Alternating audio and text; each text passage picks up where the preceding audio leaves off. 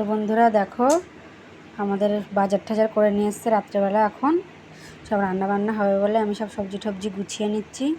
আলুর ব্যাগের মধ্যে ভরে দিচ্ছি। আলু, পুঁই শাক, পেঁয়াজ, পটল যা যা কিছু নিয়ে এসেছিলো আমি সব গুছিয়ে এবার কেটে ঠেটে নেবো। তো দেখো ঘ্যাটকল নিয়ে এসছে বাজার থেকে। তো ঘ্যাটকলের পাতা বাটা হবে, ডাঁটা চচ্চড়ি। আসলে সবাই সব জানে না, কেউ কেউ ঘ্যাটকল বলে, কেউ খারকল পাতা বলে। তো তোমরা যে যা বলো আমাকে কমেন্ট করে জানাবে তোমরা ওই পাতাটাকে কি বলো। দেখো আমি সব গুছিয়ে নিয়েছি, এবার এই পাতাগুলোকে আমি কোচাবো। আমার কিন্তু হাত ভীষণ চুলকাচ্ছিলো, এগুলো এখন কাটছিলাম।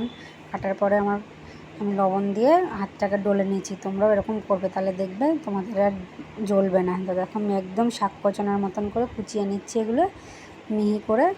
এগুলো তেলের পরে নেড়ে তারপরে বাটা হবে, আর ওই ডাঁটার চচ্চড়ি হবে, আর ডিম দিয়ে পটল দিয়ে ঝোল হবে। তো তারপরে আমি সন্ধ্যাবেলায় দেখো চলে এসেছি এখানে আলমারি গোছাতে। আলমারি গোছানো হয়ে গেছে আমার। আমি প্রথম থেকে তোমাদের দেখাতে পারলাম না, আমি ছেলের জন্য দুধ আনতে যাবো। তো আমি সব গুছিয়ে টুছিয়ে নিয়ে যাচ্ছি ছেলের জন্য দুধ আনতে। তো আমার ভিডিও তোমাদের কেমন লাগে কমেন্টের মাধ্যমে জানাবে। দেখো আমি রেডি হচ্ছি, মাথাটা চিরুনি করে নিচ্ছি, এবার আমি যাব। তো বন্ধুরা টাটা, ভিডিওটা এই পর্যন্ত। ভালো লাগলে লাইক কমেন্ট শেয়ার।